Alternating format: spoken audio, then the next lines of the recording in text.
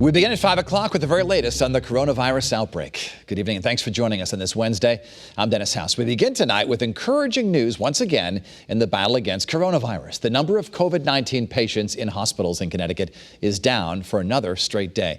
Here's where we stand right now in the pandemic. There are now more than 26,000 confirmed cases. That's since the outbreak began. There have now been more than 2,100 people who've been killed by the virus in Connecticut, 79 more since yesterday. Also at today's daily briefing, we heard from two residents who recovered from coronavirus, including some prominent ones. Channel 3's Matthew Campbell is live now with their stories. And Matthew, what did they exactly go through?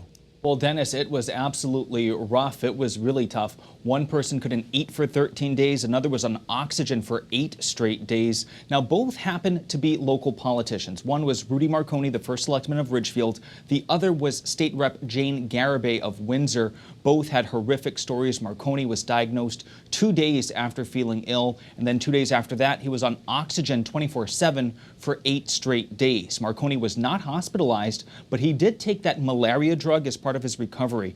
Now, Garibay, who represents Windsor, she was also in bad shape. She couldn't eat for 13 days and lost her taste. Thankfully, both have recovered and were able to share their stories today. I was on oxygen for 8 straight days, 24/7.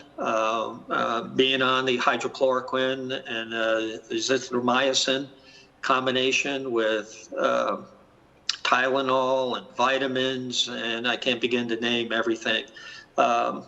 The most amazing drug for me ended up being Zofran, which helps reduce the feeling of nausea, which was perhaps my most difficult symptom to deal with.